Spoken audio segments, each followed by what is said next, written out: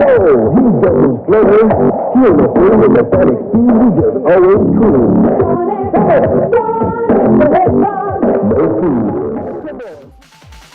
What's up, fam? It's Riley Brooks. Here I am again with another scripted video. One that's pretty different from the other two. Instead of talking about a YouTube channel about a pink sheep or a podcast, this one takes us to the blue blur, Sonic the Hedgehog. You all know the name. Sega's answer to Mario back in the 8 to 16-bit era of video game consoles. A pretty good answer, too. The original Sonic trilogy for the Sega Genesis are considered some of the best platformers of that era. Then we get to the 3D platform era, and Sonic's track record in 3D is,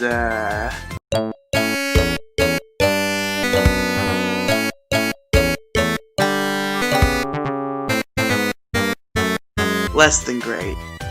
That doesn't mean that there aren't some great 3D Sonic games, though. Today I'm going to go over the two 3D Sonic games that I consider to be closest to perfect a 3D Sonic game has come. One of them is a lot more unexpected than the other, considering the common reception of 3D Sonic games and which are considered the best. But I have my reasons, bear with me. Which two games am I talking about? Well, let's go down the list and find out.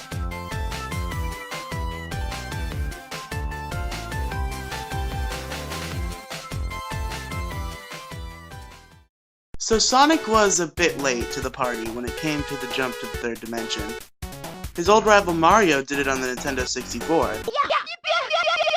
There was meant to be a 3D Sonic game on Sega's answer to the 64, the Sega Saturn, entitled Sonic Extreme, but the project was cancelled. The Saturn didn't do very well, so Sega knew that they needed to have a 3D adventure starring their famous speedy blue rodent on their next console, the Dreamcast. And they sure did! Released for the Dreamcast in 1998, Sonic Adventure sped onto the scene. Oh yeah! This is happening! Hello, everybody! Sonic the Hedgehog! For Sonic's first attempt of a 3D adventure, it was pretty good, some technical issues notwithstanding. The levels starring Sonic were fast and fun romps that provided high-speed action, good challenge in the later levels. The problem with this game, and the reason it's not one of the main two topics of this video, is the other characters. Along with Sonic, Sonic Adventure allowed players to take control of Tails, Knuckles, Amy, and new characters Gamma and Big the Cat. Some of these playstyles are okay, but none of them are as good as Sonic. And some of them were horrible. The main offenders were Knuckles, Amy, and, Big the Cat. Froggy, it's right here. Froggy, it's right here. Come on. Come on, Froggy.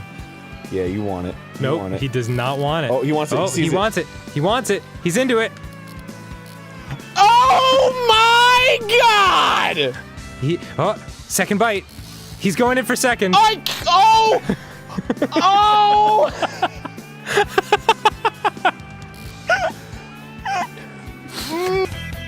So yeah, Adventure was a great first effort, but far from perfect. Then came the 2001 follow-up to Adventure, also for the Dreamcast, Sonic Adventure 2. I found you, Faker! Faker? I think you're the fake hedgehog around here. You're comparing yourself to me? Huh? You're not even good enough to be I'll my make you fake. eat those words!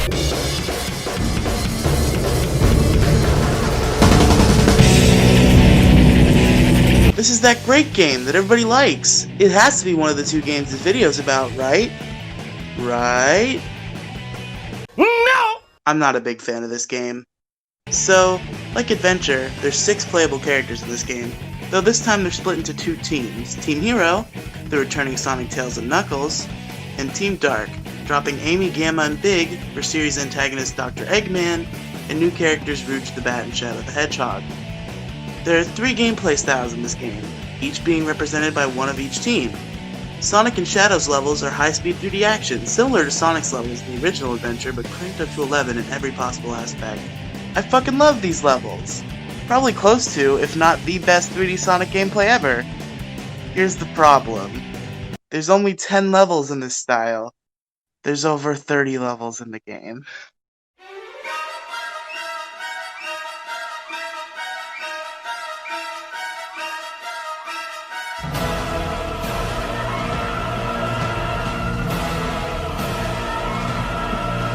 Tails and Eggman's levels are mech levels. Slow, clunky, and generally tedious. These levels aren't fun. It's really sad because I'm sure they could have thought of something much more fun for Eggman, and as for Tails, in Adventure he was one of the most fun characters to play as besides Sonic. He played similarly to Sonic, but was a little slower and could fly and use a tail swing attack. In his levels, you would race Sonic or Eggman through some levels, using Tails' flight to take shortcuts and win. What was wrong with that? How do you go from that to this? How? How? How does someone look at this and turn it into this? Also, these levels are very loud. Please help me.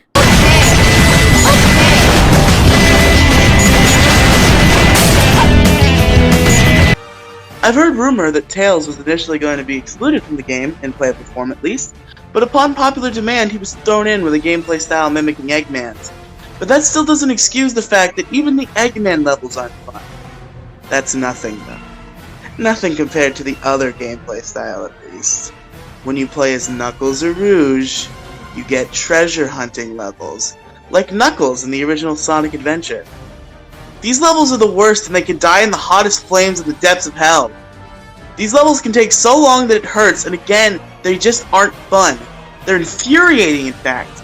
Now, I understand the people who defend the treasure hunting levels in Sonic Adventure 1.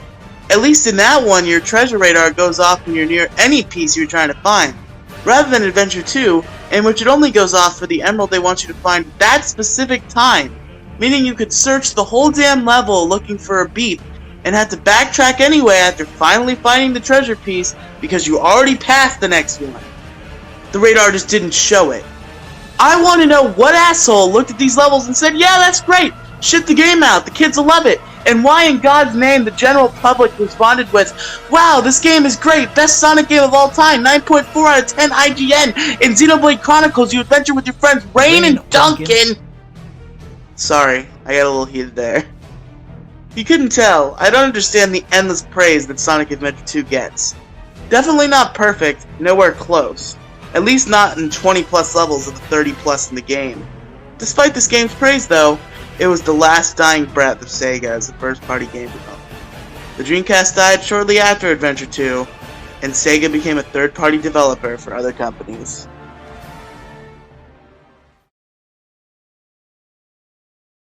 After porting the adventure games to the Nintendo GameCube, it came time for Sonic Team to make their first multi-platform original Sonic game. Released in 2003 for GameCube, PS2, Xbox, and PC, Sonic Heroes was that game.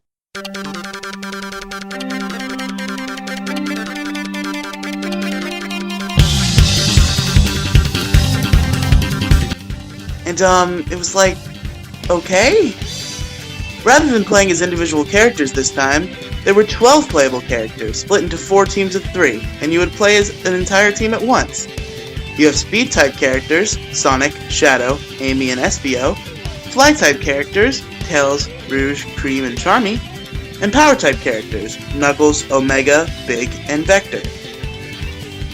This is a better setup than going the individual level route at least, but the focus being on different obstacles and enemies that you have to use the different character types to overcome slows down the action more than it should, and the levels are way too long.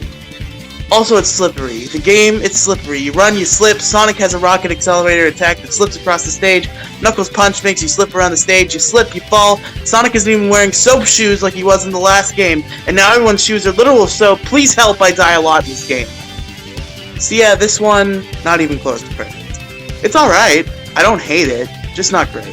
After Heroes and a mediocre spin-off game about Shadow that I won't give the time of day, we wouldn't hear from the Blue Blur again until the next competition.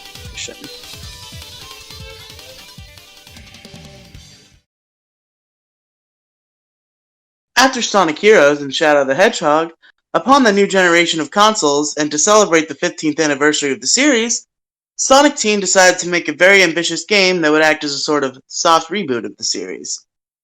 Then they signed a contract with Microsoft to have the game out on Xbox 360 before Christmas 2006, so they rushed it immensely, and in 2006, 2007 for the PS3 players, we got the interesting beast that was Sonic the Hedgehog, more colloquially known as Sonic 06.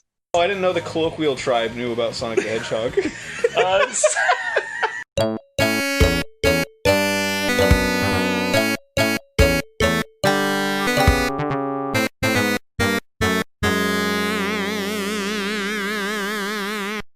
This game was, Gone? You have to like do. Oh.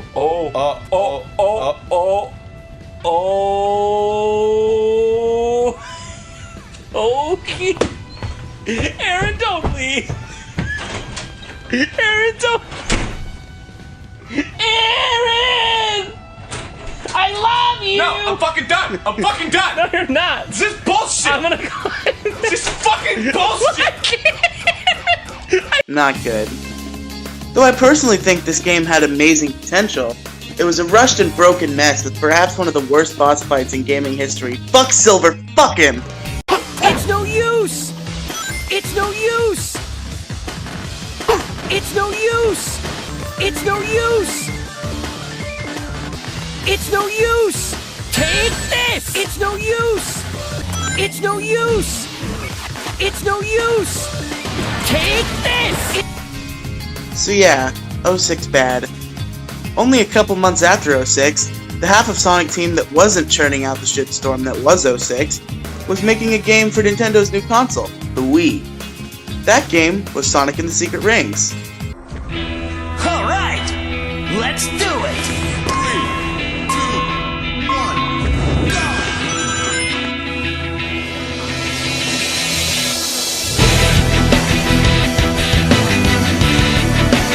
I actually really love this game. It's not one of the two nearly perfect ones, but it's definitely the best one I've mentioned so far. Secret Rings has a fun story about Sonic going into the world of the Arabian Nights, cool level aesthetics, and high-speed action with no extra gameplay styles to interrupt said high-speed action. Just one problem.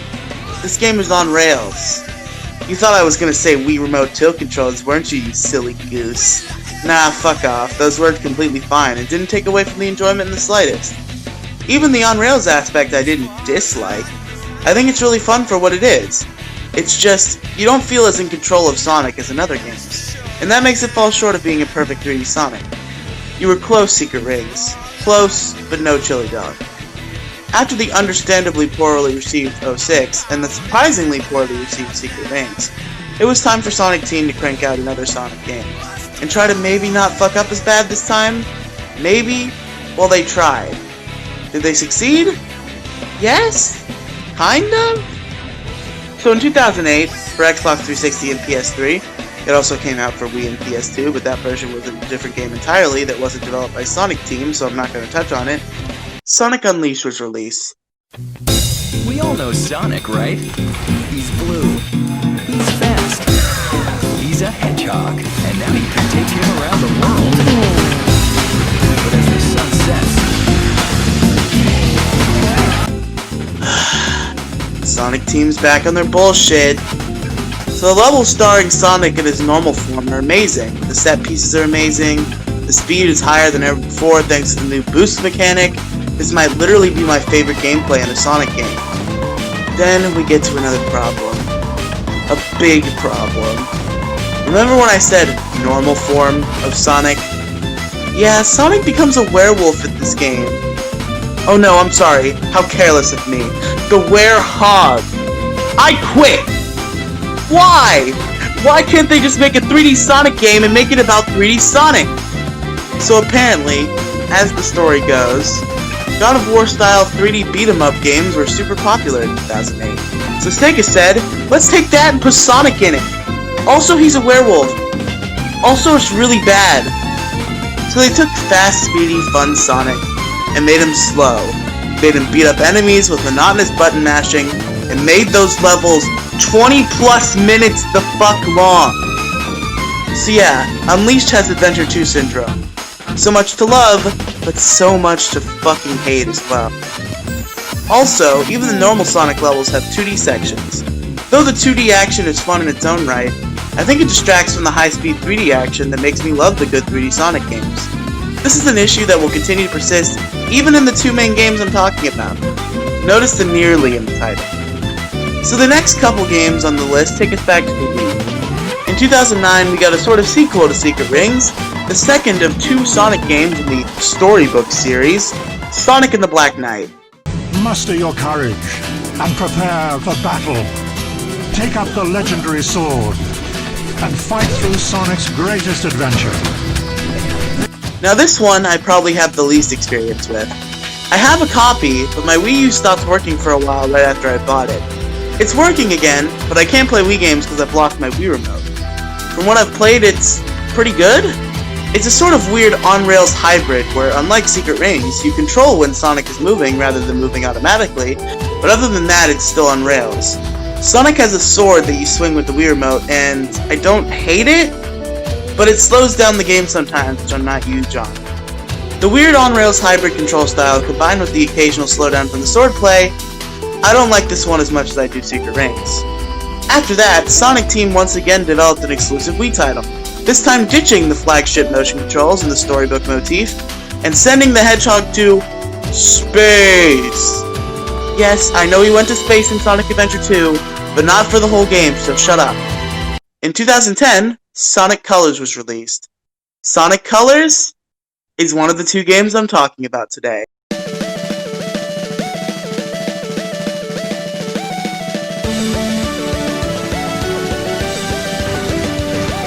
Sonic Colors' story is much more simple than most 3D Sonic games before it. Sonic Team got a little crazy with the plot with 3D Sonic games before this point, but here they calmed down. In this game, Dr. Eggman announces to the world that he has built an interstellar amusement park as a show of remorse for his past transgressions. Our hero Sonic and his buddy Tails are instantly suspicious, knowing that the Doctor didn't seem like the kind of guy that would become a good Samaritan out of nowhere. Surprise, surprise! The park is actually a front for Eggman to steal energy from special little aliens called Wisps that inhabit the planets that Eggman has captured to build his park. With help from the Wisps themselves, that can grant him special powers, Sonic sets out to free the captured planets and beat Dr. Eggman for the millionth time. Now that I've given a general summary of the story, I want to touch on the writing for the cutscenes and such, and the voice acting. This game's dialogue is brilliantly goofy and fun. I can't get enough of these characters. Now, this game was the first to feature the current Sonic voice cast, with Roger Craig Smith in the role of Sonic, replacing the 4Kids cast in which Jason Griffith played the role. Now, Griffith is 100% the best Sonic, so you'd think this would be a demerit, but something about Roger's performance just fits in with the more goofy writing style of Colors. Griffith was good at portraying a character who was a mix of jokey and sarcastic, and also getting serious when he needed to be. The serious part is where Roger falls flat in later games, but in a game like Colors, where it's written entirely like a comedy, Roger's Sonic works. Also, major points for the decision to keep Mike Pollock as Eggman even after the cast change. The man is brilliant, the perfect voice to represent the Doctor. Sometimes, while you're in a level, you'll hear Eggman making announcements over the intercom like at a real amusement park, and they're so brilliant. So yeah, I can honestly care less about the cutscenes of the Sonic game, but Colors scores bonus points for having what I think are the best cutscenes of the series. Holy shit, guys. They did it. They finally fucking did it. This is a 3D Sonic game in which you play as Sonic, in Sonic levels. No tangential gameplay styles, no extra characters, no fucking werehog. Just fast and fun 3D action that you are in full control of. Also some 2D action, but again, that's why I said nearly perfect. The boost mechanic from Unleashed is back, where you build up a boost gauge by doing things like collecting rings and killing enemies, and using that gauge you can boost, which puts Sonic in a state of both much faster movement and destroying any enemy he runs into. This is such a fun mechanic, and is able to replicate and increase the speedy feeling Sonic Adventure 2 could give at times, without the constant fear of running into an enemy, taking damage, and losing your momentum. Sonic is also equipped with the homing attack, something he's been equipped with since Adventure, finally back to being seamlessly mapped to the same button as jumping after the weird decision to map it to a separate button in Unleashed. No 3D Sonic games are complete without a debatably unnecessary gimmick though, so this time we have the Wisps. Those little aliens I mentioned earlier can enter Sonic's body, bow chicka bow wow, and give him special powers, like a laser power to blast through enemies with special crystals, a drill power that allows you to drill through underground tunnels, a rocket power that allows you to rocket high into the sky through special barriers, and more. The Wisps, though, unlike the Werehog, or the treasure hunting in Sonic Adventure 2, or the Team Mechanic in Heroes, don't usually break up the action too much, and when they do, they don't overstay their welcome. It's beautiful, it's fun, the set pieces are beautiful, Sweet Mountain, Starlight Carnival, Planet Wisp, so good. The soundtrack, pure fucking gold. In fact, literally every game I've mentioned has a brilliant soundtrack. If there's one thing Sonic games have mastered, it's amazing music. Even 06 had amazing music. It's particularly good here because it accompanies actually good gameplay. It took them a good 11 years, but they made a 3D Sonic game that was almost perfect. And fortunately, it didn't take them too terribly long to do it again.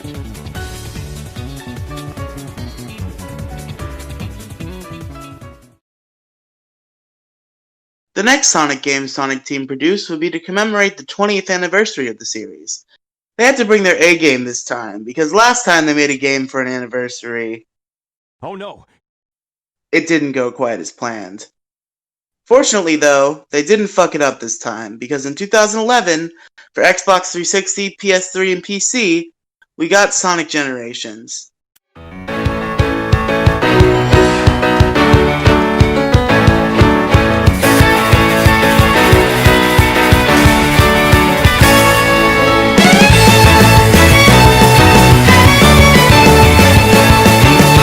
Sonic Generations is not the second game I'm talking about today.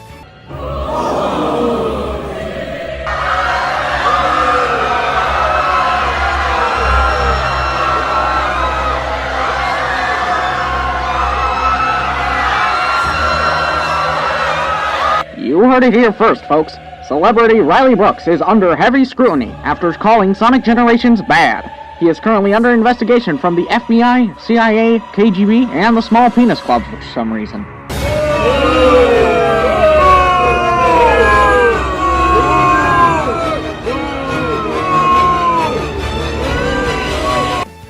Calm down, I still love this game. This just in, Riely Brooks has publicly apologized, and the public forgives him.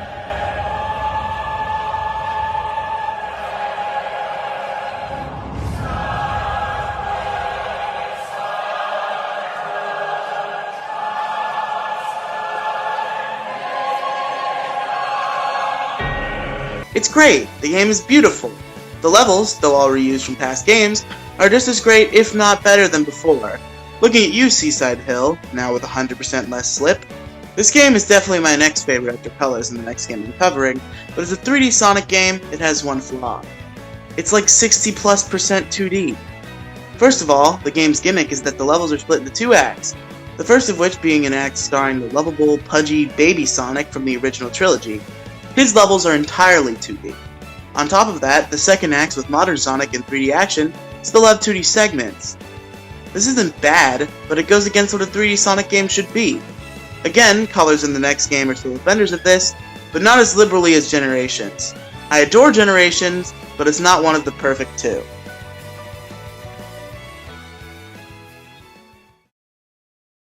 Generations was the end of Sonic's tenure on the 7th generation of consoles, and it was time for Sonic Team to tackle the next generation of consoles.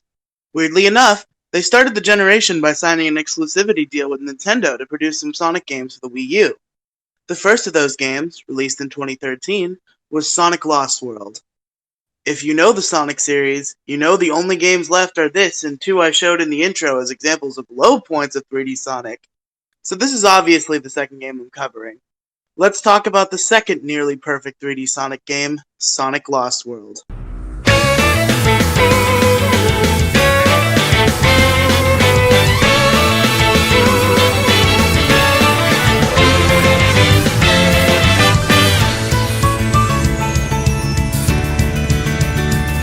I feel like people see the story as one of Lost World's weakest points. In a general sense, I guess I agree. The story is fairly straightforward. Sonic and Tails are in Tails' plane, the Tornado, in hot pursuit of the Eggy Boy once again as he has a capsule full of small animals in his grasp. He drops the capsule to distract Sonic long enough to shoot the Tornado down, forcing Tails to crash land in a place he identifies as the Lost Hex. What is the Lost Hex? It's a place that exists. A apparently. Yeah, that makes sense. On said lost text, Eggman is using a Magic conch shell? You mean like this? to control the Deadly Six: Zaz, Xena, Zomom, Zor, Master Zik, and Zavok. A group of evil beings who are powerful and stuff, and have the power to control robots, apparently? Anyway, he sicks them on Sonic, so Sonic has to beat him up. In the process of beating them up, he kicks away Eggman's magic conch shell, causing the Deadly Six to turn on even him. After that, Sonic has to defeat them. I'm pretty sure Eggman ends up being the final boss anyway. Jason, tell the people, I don't remember. Alright, anyway, to the next section.